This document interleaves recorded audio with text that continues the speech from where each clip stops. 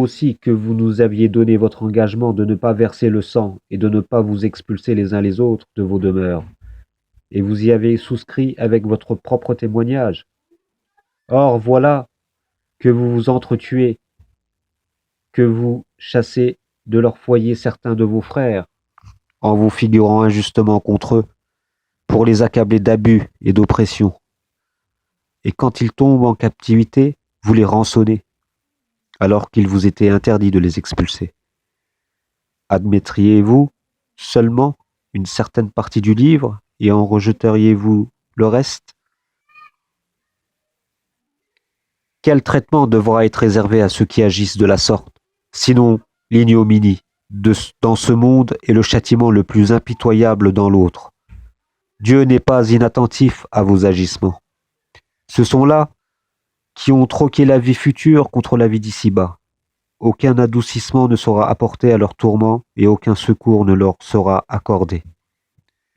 Nous avons déjà transmis le livre de Moïse et après lui, nous avons envoyé d'autres prophètes, de même que nous avons doté Jésus, fils de Marie, de preuves éclatantes en le faisant soutenir par l'Esprit Saint. Alors, jusqu'à quand continuerez-vous à accueillir avec morgue les prophètes, traitant les uns d'imposteurs et massacrant les autres?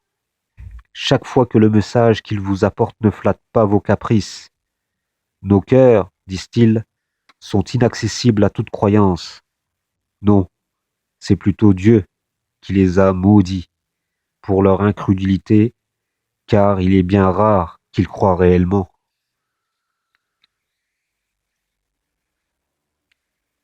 Lorsqu'ils reçurent de la part de Dieu un livre confirmant leur propre écriture, et alors qu'auparavant ils n'avaient cessé d'implorer l'assistance divine contre les infidèles, ils refusèrent de croire à ce livre qui pourtant leur avait été prédit. Maudits soient donc les infidèles. Combien est vil le prix contre lequel ils ont troqué leurs âmes lorsqu'ils ont nié ce que Dieu a révélé, et ce, uniquement par dépit, car ils n'ont pu admettre que Dieu, par un effet de sa grâce, ait choisi certains de ses serviteurs pour les gratifier de sa révélation. Ils se sont ainsi attirés doublement la colère du Seigneur et le châtiment ignominieux qui sera réservé aux infidèles.